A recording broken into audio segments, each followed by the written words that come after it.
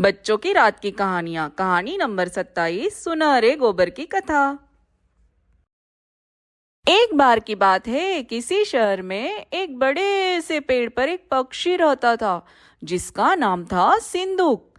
सबसे चौंकाने वाली बात यह थी कि उस पक्षी का मल सोने में बदल जाता था। यह बात किसी को भी पता नहीं थी। एक बार उस पेड़ के नीचे से एक शिकारी गुजर रहा था।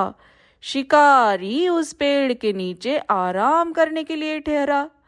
वो आराम कर ही रहा था कि इतने में सिंदूक पक्षी ने उसके सामने मल त्याग कर दिया। जैसे ही पक्षी का मल जमीन पर पड़ा, वो सोने में बदल गया।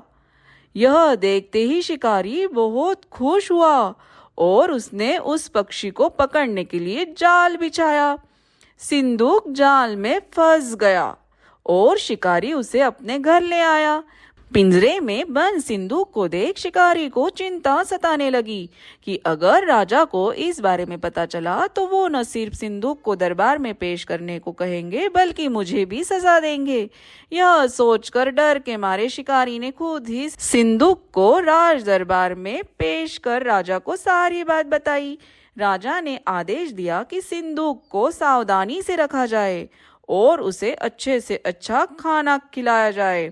ये सब सुनने के बाद मंत्री ने राजा को कहा, आप इस बेवकूफ शिकारी की बात पर भरोसा मत कीजिए। कभी ऐसा होता है कि क्या कोई पक्षी सोने का मल त्याग करे, इसलिए अच्छा होगा कि इसे आजाद करने का आदेश दे।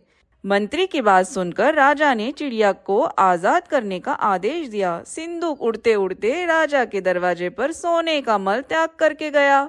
यह देखते ही राजा ने मंत्रियों को उसे पकड़ने का आदेश दिया, लेकिन तब तक वो पक्षी उड़ चुका था। उड़ते उड़ते सिंदूक कह गया, मैं बेवकूफ था जो शिकारी के सामने मल त्याग किया।